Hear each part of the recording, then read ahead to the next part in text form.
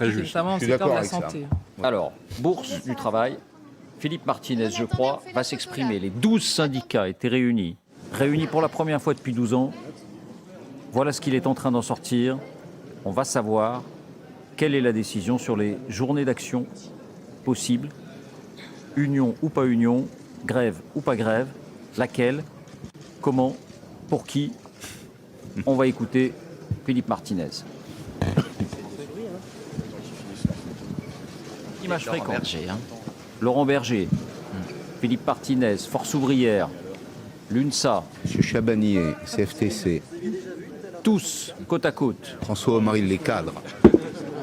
face à la presse.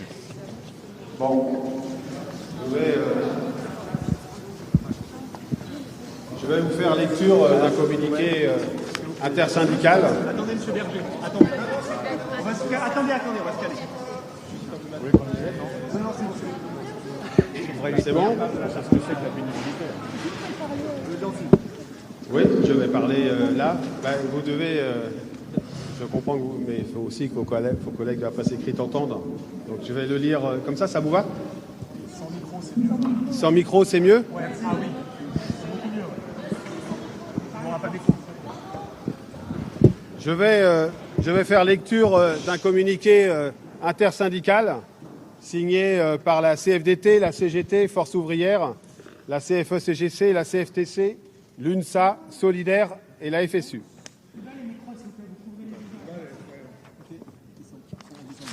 Alors attendez, je vais faire comme ça.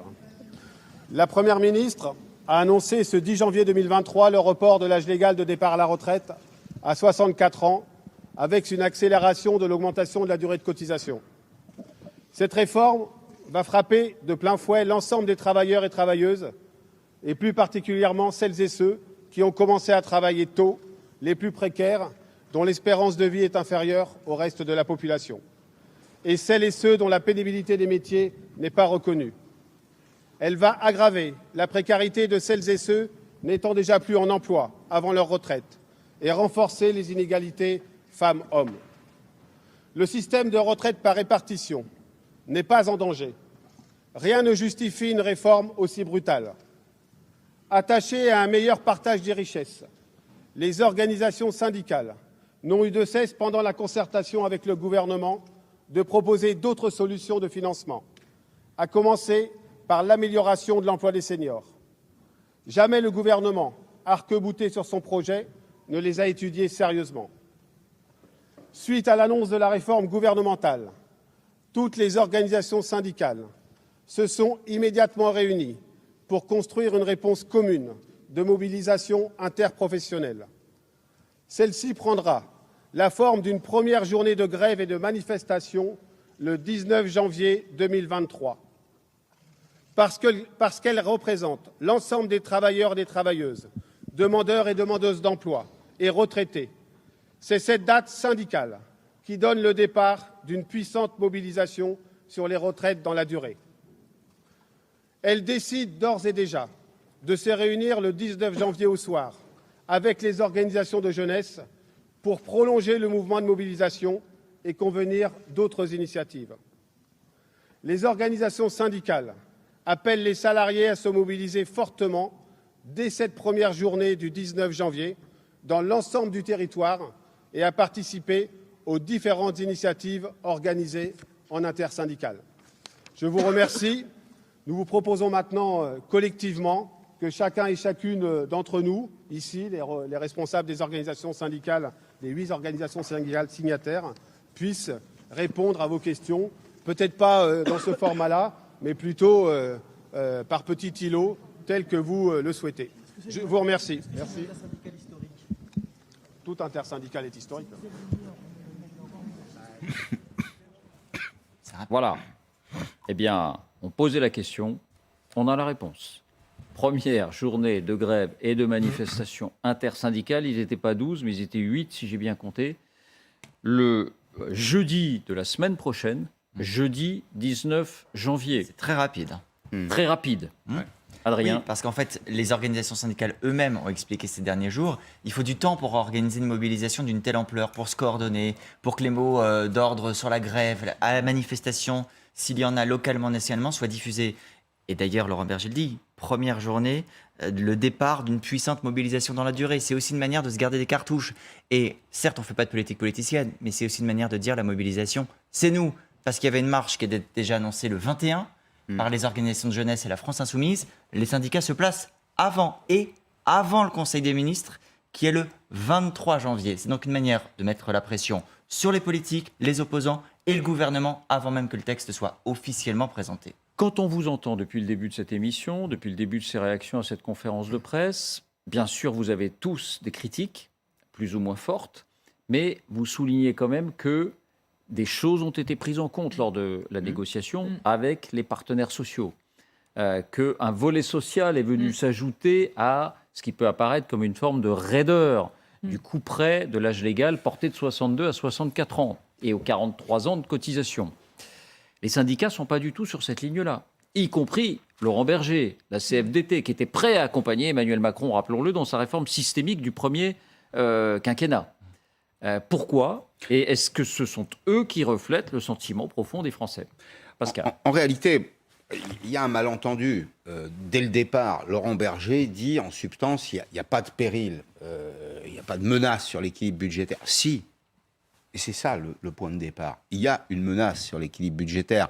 Il suffit de se reporter aux travaux du corps qui sont réalisés... Mais il les a lus, Laurent Berger. Non, mais c'est là où il les a lus, mais pas de la même manière. David, c'est là où c'est incompréhensible. C'est que c'est modélisé. C'est-à-dire qu'on sait que c'est 13,4 milliards d'euros en 2027, que c'est 15 ou 20 à partir de 2030, qu'on n'intègre pas l'ensemble des dépenses liées aux retraites en France, qu'il y a, comme je l'indiquais tout à l'heure, la subvention annuelle de l'État à l'équilibre du régime de retraite de ses propres agents. C'est pas vrai. On ne peut pas raconter n'importe quoi. Je comprends pas que Laurent Berger, qui est quand même le chef d'une organisation réformiste, d'une organisation syndicale sérieuse, puisse dire de telles contre-vérités. La seule explication de son attitude, c'est qu'il s'est engagé à la tribune pour sa réélection.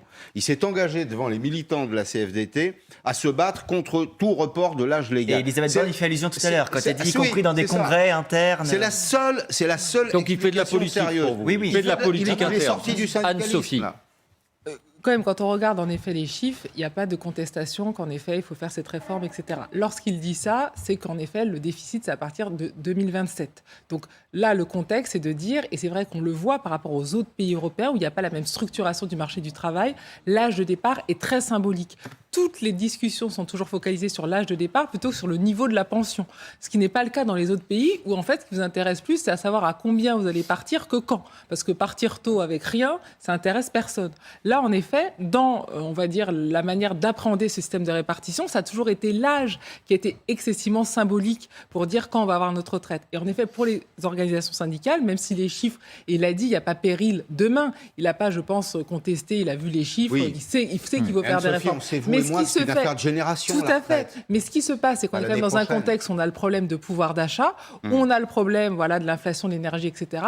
Et pour beaucoup de syndicats, se dire, attention, si on n'a pas encore une opposition où on laisse passer l'âge de la retraite, c'est vrai qu'on ne peut pas se battre sur le pouvoir d'achat, on ne peut pas se battre sur le prix de l'énergie. Il y a énormément d'acquis. En tout cas, c'est pour ça aussi, je pense que les Français sont assez sceptiques en disant, voilà, on a beaucoup d'acquis déjà auxquels on renonce. Ça encore en plus, alors qu'en effet, il y a des déficits, mais c'est peut-être pas pour demain. Et puis l'autre élément, et même le corps le dit, moi j'ai participé aux consultations, vous savez très bien que les indicateurs peuvent changer. Ce sont des modélisations qui se basent sur le taux de chômage, sur le taux de croissance, sur le taux de compétitivité. Au-delà de cette question-là. Donc, moi qui suis tout à fait d'accord, il faut entendre quand même la critique au lieu de dire, il faut quand même, pour comprendre les arguments de l'autre camp, de dire, voilà, ça se trouve, en effet, d'ici 2027, on aura la guerre nucléaire, donc de toute façon, pourquoi ce débat ?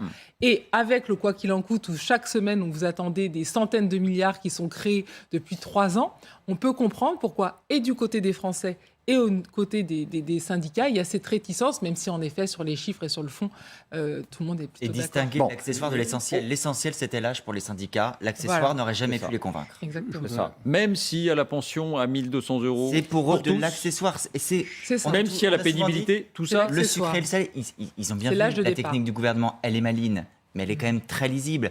Rajouter des petits akouskis autour du plat principal pour qu'il passe mieux. Mais le plat principal, ils n'en veulent pas, ils n'en veulent toujours pas. Votre sentiment, Denis ? Non, mais je crois qu'il y a... C'est triste qu'on en soit là du dialogue social. Je ne dis pas qu'ils sont les seuls responsables, mais enfin bon, c'est un autre sujet. Mais personne de sérieux ne peut contester la nécessité de cette réforme. Non pas seulement parce qu'il faut du temps pour que cette réforme porte ses effets et que tous les calculs qui ont été faits par une commission indépendante, le corps montre qu'on va avoir 300 milliards d'euros de dettes supplémentaires si on ne fait rien. 300 milliards d'euros, c'est énorme, alors qu'on a déjà une dette qui fait 100% de notre PIB. Mais il y a un autre point qui justifierait qu'il s'intéresse à cette réforme, c'est qu'aujourd'hui, on consacre 3 points de PIB de plus à notre financement de notre retraite que les pays qui nous entourent. 3 points, c'est 90 millions d'euros chaque année. 90 millions d'euros, c'est énorme. C'est le budget de l'éducation nationale. 90 milliards. C'est le budget de l'éducation nationale. Ça veut dire que c'est de l'argent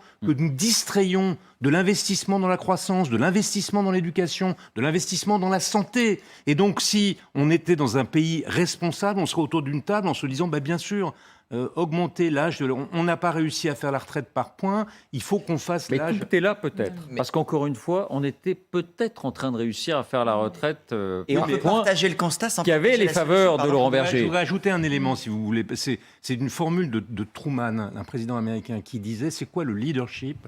C'est d'arriver à introduire des réformes dont personne ne veut, alors que tout le monde sait qu'elles sont nécessaires. On est exactement dans cette situation. Bien sûr, personne n'a envie que la retraite soit plus tardive. Mais chacun sait dans son fort intérieur que nous devons équilibrer le système de retraite, que le retard que nous avons pris à faire ces réformes est pénalisant pour la France, pour sa croissance, pour son emploi. Denis, je pense que c'est pas à convaincre de dire Non, qu'il n'y a pas d'autre solution. Il y a un choix politique que fait le gouvernement. Il peut l'assumer, comme il y a un choix politique dans tout ce qu'il a mis autour. Il prend des décisions. Quelle serait l'autre solution? Quelle serait l'autre solution? L'augmentation des prélèvements, comme dit François Bayrou. Mais on est déjà le pays. Si l'augmentation des prélèvements était efficace, on est déjà le pays. On est les champions du monde. Mais c'est pas vrai qu'il y a au niveau des toujours une seule prélèvements solution. obligatoires. Écoutez, efficace, Philippe Martinez, il a pris la parole juste après Philippe Martinez, et vous allez entendre dans le son de sa voix, d'une certaine manière, la détermination, le grand soir. Cette fois, il y croit. Écoutez. Cette intersyndicale, vous l'avez constaté, est assez inédite depuis 12 ans. Ça montre l'ampleur du mécontentement des organisations syndicales et des salariés qu'elles représentent. Oui, nous sommes déterminés à mobiliser et à faire plier le gouvernement face à une réforme injuste. Et quand on regarde les sondages d'opinion, on voit que l'opinion est largement défavorable au recul de l'âge de la retraite. Et ce que j'ai noté, c'est que c'est notamment dans la jeunesse. Alors, vous avez entendu Philippe Martinez qui fait référence au sondage. Parce que les Français, ils sont vraiment opposés à cette réforme. Vous avez entendu Laurent Berger qui dit comment faire cette réforme alors qu'il y a déjà tant de seniors au chômage. Est-ce qu'il dit vrai aussi? Alors, examinons les arguments des opposants à cette réforme des retraites et puis on en reparlera. Voici les indispensables avec Justine Fraissinet. Bonsoir Justine. Bonsoir David, bonsoir à tous. Alors, il y a 3 arguments qui sont souvent avancés et on vient de les entendre. Ils étaient avancés aussi à l'Assemblée nationale 2 heures avant qu'Elisabeth Borne prenne la parole. Le premier, on l'a déjà évoqué à demi-mot, on va aller assez vite. Rien ne justifierait cette réforme sur le plan financier. C'est un peu ce qu'a redit Laurent Berger. C'est ce qu'a dit aussi tout à l'heure André Chassaigne pour les communistes qui s'adressait à Elisabeth Borne. Écoutez-le. Vous prétextez pour la justifier une urgence, la faillite de notre régime de retraite. Quelle urgence? Un déficit pour les 10 années à venir qui, loin de mettre en péril notre régime de retraite, pourrait être facilement résorbé. Rien sur le plan économique ne justifie un recul de l'âge de départ à la retraite. Donc rien ne justifierait, c'est vrai ou c'est faux? Eh bien, ce qui est vrai, c'est qu'il y a bel et bien un déficit. Que dit précisément le rapport du COR, le Conseil d'orientation des retraites? Eh bien, il prévoit, en l'état actuel et dans le scénario moyen, 12,7 milliards d'euros de déficit par an en 2027, 14 en 2030 et 23 en 2040, auquel effectivement il faut ajouter 30 milliards d'euros de déficit par an que l'État verse pour maintenir l'équilibre du régime des fonctionnaires. Donc oui, le déficit, il est bien là. Ensuite, à chacun de juger de son importance ou pas. Pour information, en reculant l'âge de départ à la retraite à 64 ans, la réforme devrait au départ générer 8 milliards d'euros de gains par an. Et au plus tard, quand toutes les générations seront concernées, 18 milliards chaque année en 2030. C'est bien d'avoir les chiffres en tête. Le second argument, on l'a entendu à l'instant chez Philippe Martinez, c'est qu'elle se fait contre l'avis des Français. Elle se fait contre les Français qui y sont majoritairement opposés. C'est aussi ce que disait Marine Le Pen tout à l'heure à l'Assemblée face à Elisabeth Borne. Écoutez-la. Pensez-vous sincèrement, Madame la Première ministre, qu'il est bon pour le pays de débuter cette année en nous proposant tout à l'heure une réforme des retraites en vue de décaler l'âge de départ à la retraite à laquelle 70% des Français sont opposés? 70% des Français opposés à la réforme, c'est vrai ou c'est faux, Justine? Eh bien, c'est vrai. Selon Odoxa, très précisément, 80% des Français sont opposés à un report de l'âge légal de départ à 64 ans. On voit également que 16% seulement y sont favorables. Il y a même, selon l'IFOP, 68% de Français favorables à une réforme des retraites qui ramènerait l'âge légal de départ à 60 ans. 7 Français sur 10. En clair, non seulement ceux-là ne veulent pas travailler plus longtemps, mais ils veulent aussi travailler moins longtemps à nouveau. Troisième argument, et on l'a entendu avec Laurent Berger il y a quelques instants. Pourquoi vouloir retarder l'âge de départ alors que les plus de 60 ans ou disons les plus de 55 ans travaillent déjà très peu? Beaucoup sont au chômage. Laurent Berger le disait, Clémence Guettet aussi pour LFI devant Elisabeth Borne. Écoutez-la. Vous allez faire bondir les dépenses pour financer RSA, invalidité et chômage. Parce qu'aujourd'hui, à 62 ans, celles et ceux qui ne sont pas encore à la retraite sont déjà 40% à ne plus travailler. Demain, ils seront plus nombreux encore à être malades, cassés par le travail, plongés dans la précarité, au chômage de longue durée, instrument superflu de votre nouveau monde. Donc, les plus âgés, les plus de 55 ans par exemple, travaillent peu, voire très peu en France. C'est vrai ou c'est faux? Bien, c'est vrai, regardez, ils sont 44% à ne pas travailler, mais le raisonnement peut être contesté. Pourquoi? Eh bien, parce que leur taux d'emploi, vous allez le voir, ne cesse d'augmenter depuis 20 ans, justement en raison de l'augmentation de l'âge de départ. Regardez, on voit qu'en 2003, il n'était que 37% à travailler. À l'époque, l'âge de départ était encore à 60 ans. Désormais, on voit qu'ils sont donc 56%. Et on voit effectivement que chaque petit pic sur cette courbe, c'est la conséquence d'une réforme. Par exemple, vous le voyez en 2011, avec le passage progressif de 60 à 62 ans. En clair, plus l'âge légal recule, plus le taux d'emploi des seniors augmente. Il n'y a pas de raison de penser qu'il en ira différemment cette fois-ci. D'ailleurs, si l'on se compare à nos voisins européens, on voit que le taux d'emploi de nos seniors est l'un des plus faibles d'Europe, loin derrière l'Allemagne qui est à 73% ou les Pays-Bas, derrière aussi le Royaume-Uni, et on voit également qu'on est en dessous de la moyenne européenne qui est quasiment à 60%. Mais ce sont des pays où justement l'âge de départ est plus tardif. Cela dit, le gouvernement veut encourager les entreprises à garder les plus âgés en activité, notamment en créant ce qu'ils appellent un index senior, un peu d'ailleurs sur le modèle de l'index homme-femme, pour faire de la transparence et justement responsabiliser les entreprises. C'est ça. Et